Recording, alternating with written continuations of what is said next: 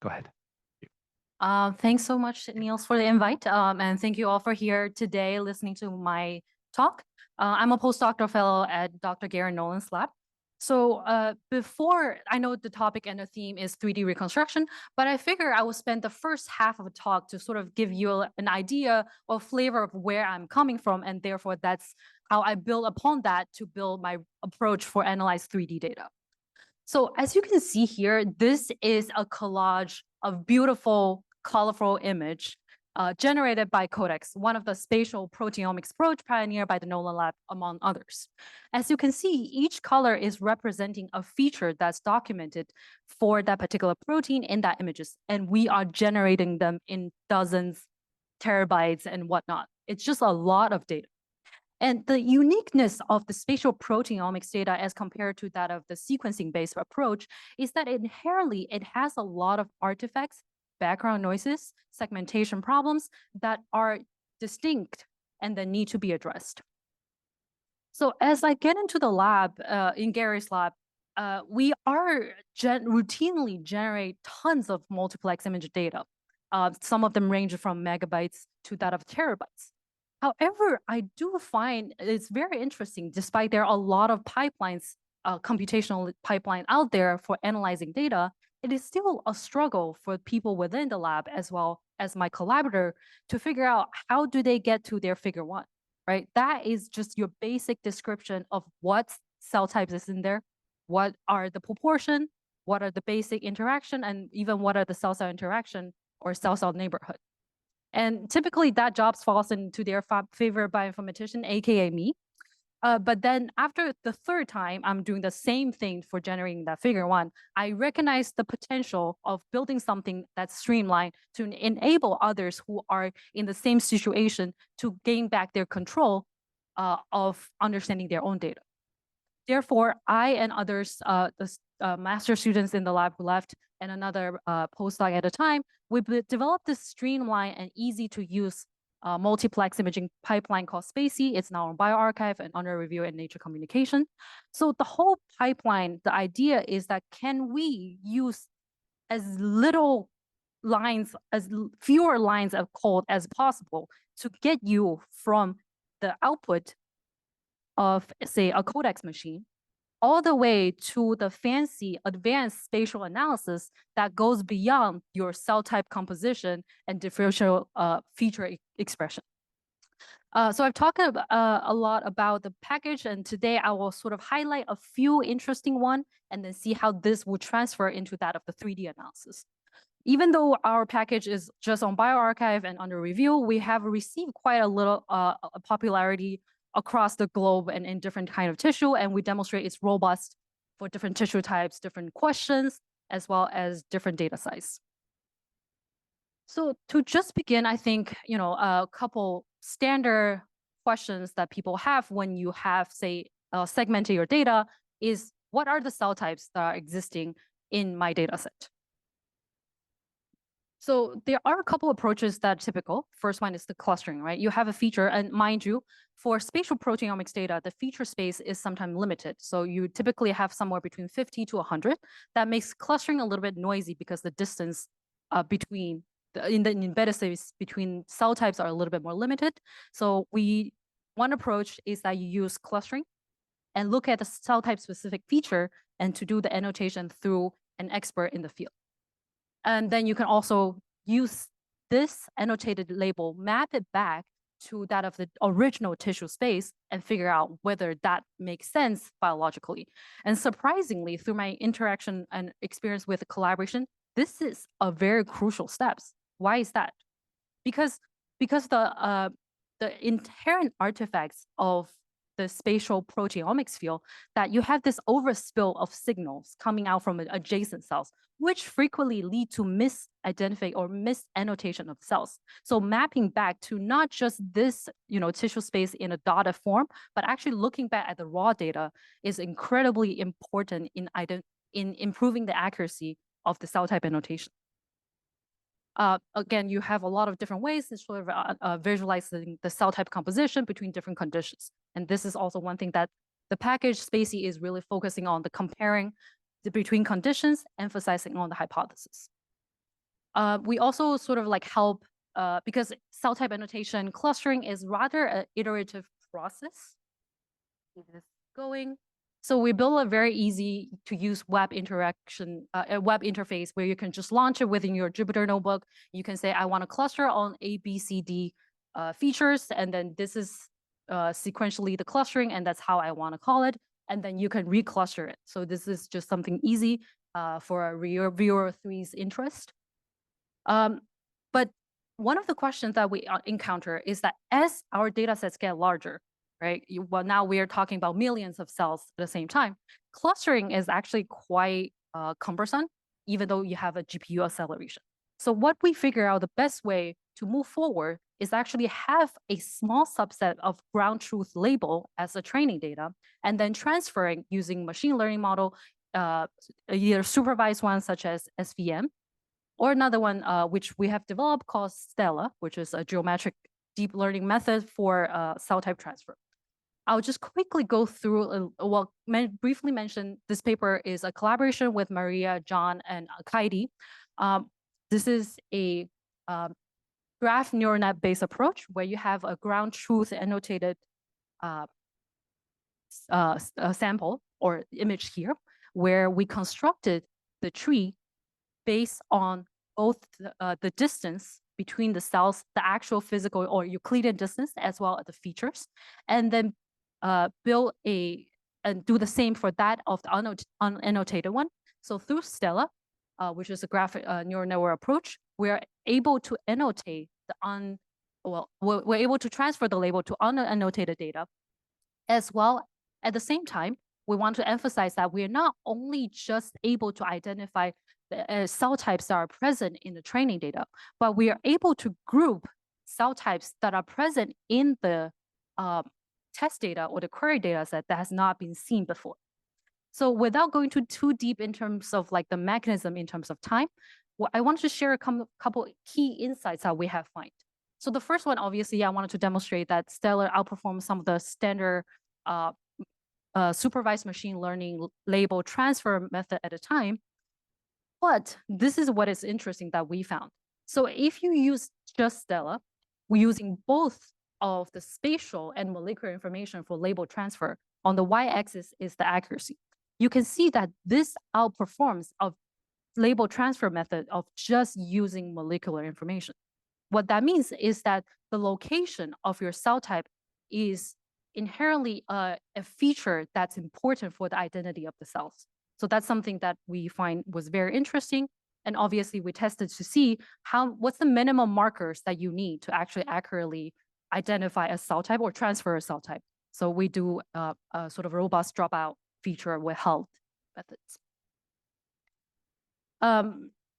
The next one that I think is kind of interesting within Spacey, that which 2D spatial proteomics techniques are very good at, is an abundance of advanced spatial analytics. One of which we call it a patch analysis. So patch analysis is what is interesting is that you look at these cellular neighborhoods. So cellular neighborhood are defined as a group of cells that have similar cell type composition and therefore are inferred as ones that have similar functions. But even for those cellular neighborhood that have similar cell type composition, they don't necessarily have the same neighbors. And what does that mean, right? So the way we sort of get around this question is that, say, we define a cellular neighborhood or some sort of, say, vessel.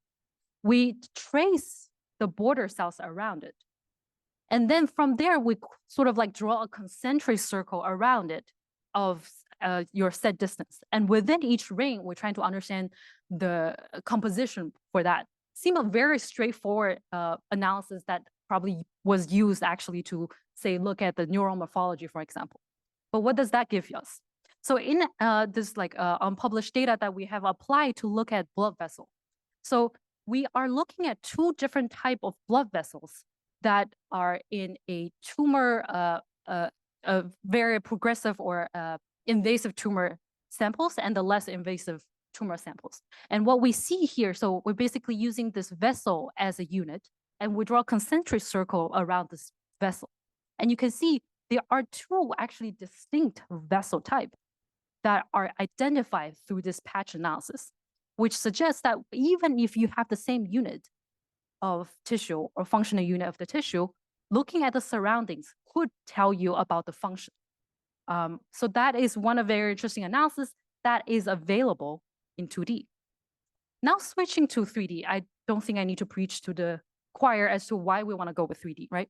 If you just look at the 2D of a vessel, depending on how you slice it, you can look at different environments.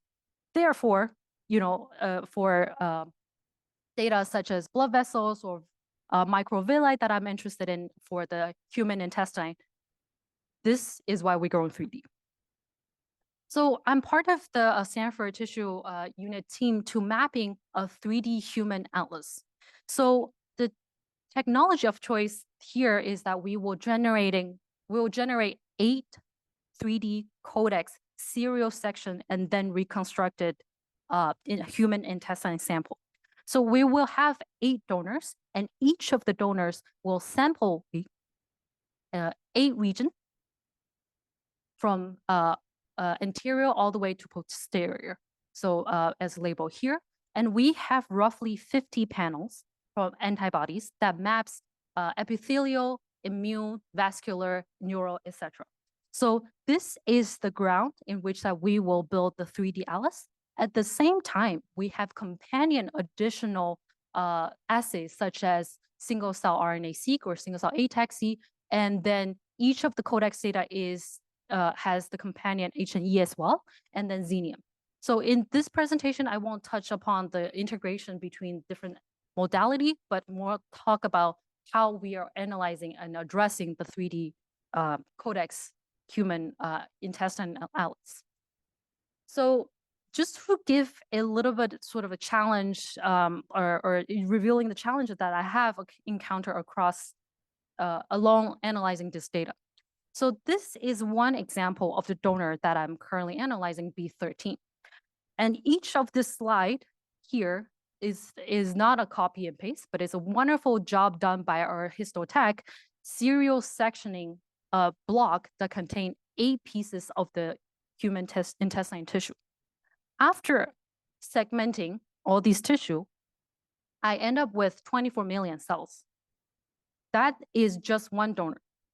So if I times that roughly, if they are around the same order of cell magnitude, I'm looking at 200 million cells. And that is the processed data. And if you're looking at the raw data, is 20 terabytes, and that's already filtered by looking at the optimal plane, right? We're not even talking about this 5 micron image that they have.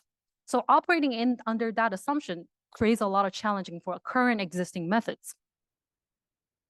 So therefore, the reason why I want to bring in SPACY, which is a 2D spatial proteomics, is that I want to see how I can expand the diversity of analysis from 2D to 3D, but focusing a little bit on what's missing in this 2D pipeline that's not discussed in, that's missing or sort of need to improve when adapting to 3D. So as I said, like right now, the current analysis pipeline, because it's 2D serial section, I'm treating each of the 2D section as just a regular 2D, right?